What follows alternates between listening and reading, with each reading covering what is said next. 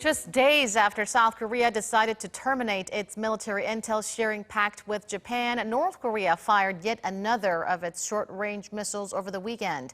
This while world leaders gathered in France for the G7 summit, where U.S. President Trump and Japanese Prime Minister Abes showed contrasting reactions to Pyongyang's latest missile launch. Meanwhile, South Korea wrapped up its two-day maritime defense drill on and around the country's easternmost Dokdo Island, which in turn triggered Japan's protest. Tonight, we go in-depth on the rapidly changing geopolitical dynamics in Northeast Asia with Dr. Jung-yeop from the Sejong Institute. It's always good to have you with us. Thanks for having me.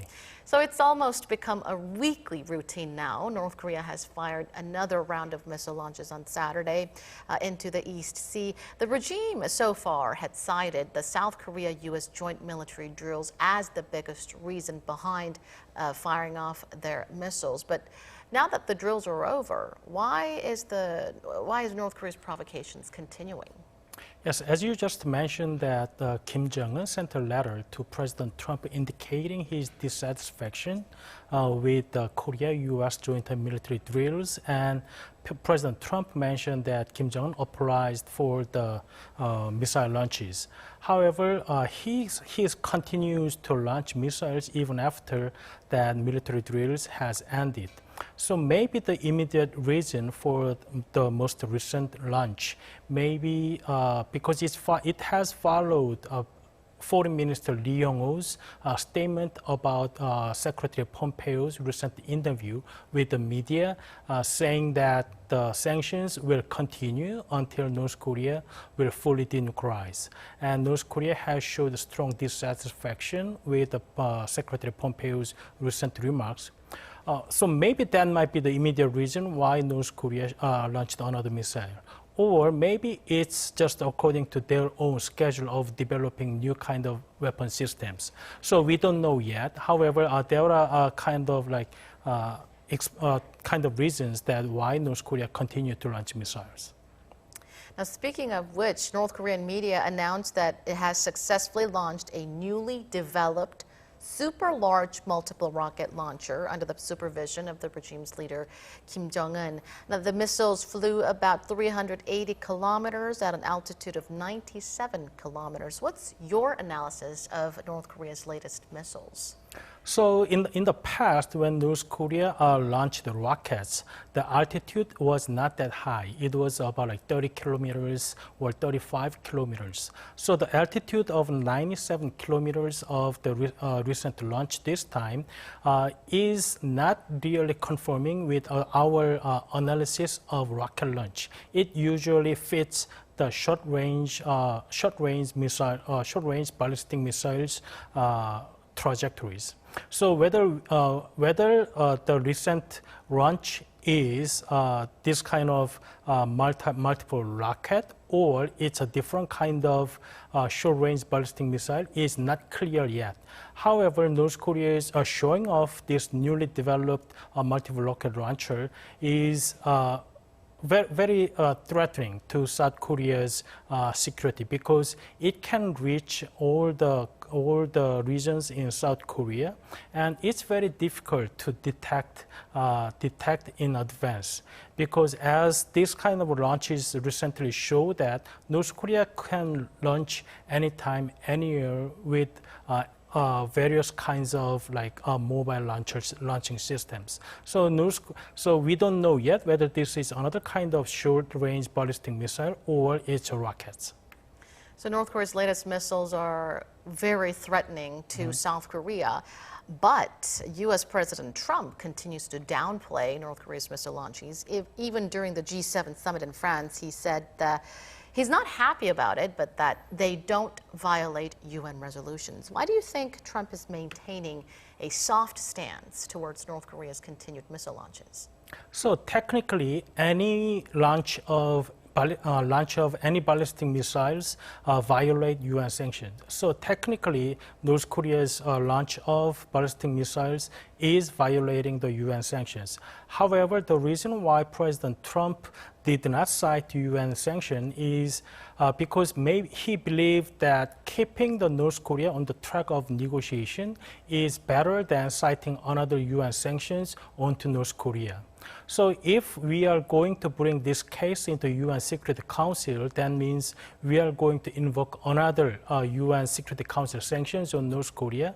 That means that there will be no more negotiation or no more dialogue with North Korea. So I think that in President Trump's calculation, that it would be better for him to keep North Korea on the track of negotiation rather than leaving another sanction onto North Korea. I think that is why President Trump downplayed the missile launch by North Korea these days. So that could be one of U.S. President Trump's strategies, but some in Washington are voicing concerns over North Korea's missiles. What do you think would be the red line, even for Mr. Trump? So now, any long-range missiles automatically invoke the UN sanctions. So UN General Resolution 2397 has a clause that if North Korea launches another long-range missiles or any missile launches that can contribute to the development of long-range missiles, will automatically invoke another sanctions, which is decrease the import amount of the petroleum to North Korea. So if North Korea launches more than short-range missiles, regardless of President Trump's willingness to downplay it, UN sanctions will automatically invoke another sanction. So I think that another nuclear test or long-range missile might be the red line for the President Trump. Now, as for the South Korea-U.S. joint military exercises, Trump called them unnecessary and a total waste of money. Now, the remarks come ahead of a Seoul-Washington defense sharing cost negotiation set for next month. What do you think is Mr. Trump's strategy here? So I'm not sure whether we can call it strategy, but he has showed his dissatisfaction with the joint military drills, and U.S. government spent their own money in keeping the alliance and maintaining the readiness of the U.S. ROK joint military. So I think that it can be purely his dissatisfaction with the spending money on the joint military drills, or by saying that he anticipated that the position of the U.S. government will be enhanced when it comes to the negotiation with the South Korea government on SMA special measures agreement. So I think that it has both elements, that his personal negative view on the joint military drills, at the same time that he wants to increase the position of the U.S. government in the negotiating with the South Korean government. Now, at the G7 summit, Japanese Prime Minister Shinzo Abe said that North Korea missile firing is a violation of the UN resolutions. Now, his claim contradicts Mr. Trump's claims. How do you see their differences, and also how do you see the fact that their difference was shown on a global setting, on a global stage during the G7 summit? So regardless of the missile's range, any ballistic missile launch is the violation of the UN sanctions. So technically, Prime Minister Abe's comment that it is UN violation of the UN sanction is correct. However, even the National Security Advisor, Mr. John Bolton, also mentioned that it is the violation of the UN sanction. So technically, it's the violation of the UN sanctions, but politically, it's the President Trump's decision not to bring it to the Security Council. So there's discrepancies of the interpretation of the recent launch by North Korea. But I think that in this case, President Trump's political interpretation is more important in negotiating with North Korea. Now, much attention is also drawn to how Japan reported North Korea's missile launches some 12 minutes before South Korea's Joint Chief of Staff made its announcement. How do you see this? So I think it is mainly for the Japanese domestic audiences that South Korea's termination of GSOMIA does not really affect Japan's security. So Japanese government tried to show its own people that Japan has enough assets to detect North Korea's missiles, and so they want to tell their people that Japan is safe. At the same time that Japanese government also wanted to tell the South Korean government that it's South Korea rather than Japanese government who needs more from the GSOMIA. Now, South Korea held a two-day maritime drill, the largest to date, to defend the country's easternmost islets of Dokdo. Japan still makes false claims that Dokdo is part of Japanese territory, and it also called the drills unacceptable. How would this affect the already fragile Seoul-Tokyo relations? So even though this time the drill has much bigger scale and it has much more media exposure than before, because South Korean government sometimes try to downplay it because it can cause some unnecessary conflicts with Japan. Even though it is true that Dokdo is South Korea's territory, but Japan called it disputed island. So I think that it causes the problem, but we already have bigger issues with Japan. So I don't think this time's maritime drill does not add much more conflicts on top of what we already have.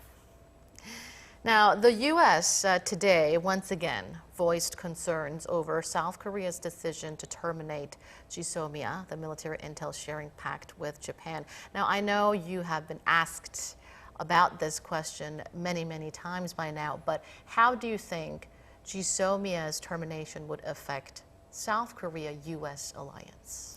So basically, the GSOMIA was driven by U.S. demand for both South Korea and Japan because it would contribute to the U.S. design of North Korean security architecture.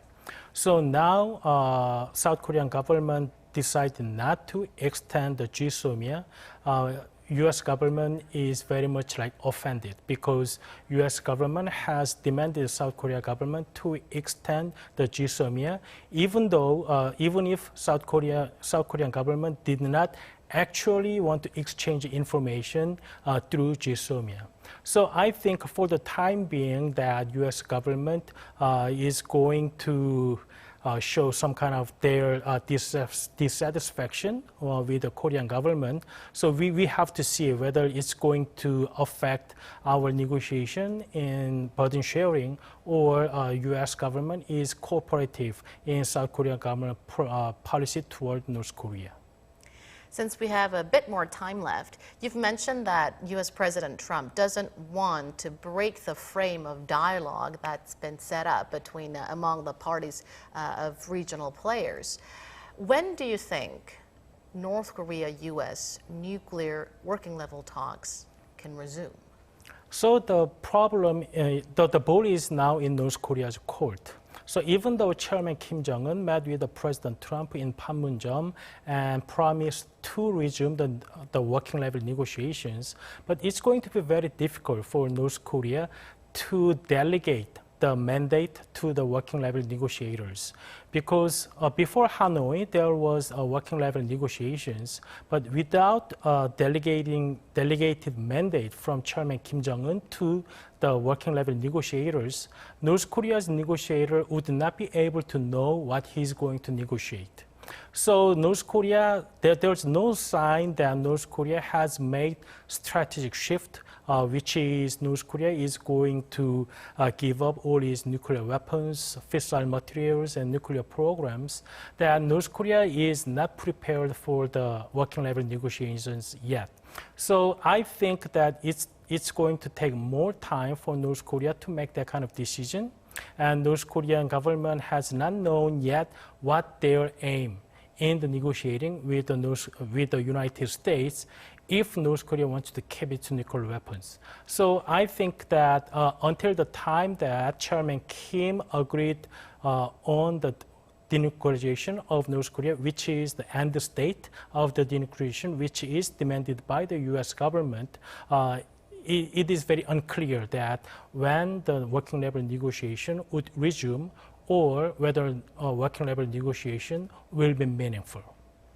A very complicated and delicate issue indeed. Let's see how, let's keep close tabs on how things unfold from this point on. Thank you so much, Dr. Woo, for your insights tonight. Thank you. And that does it for this edition of News in Depth. From all of us here at Arirang, thank you for watching, and I hope to see you right back here, same time tomorrow.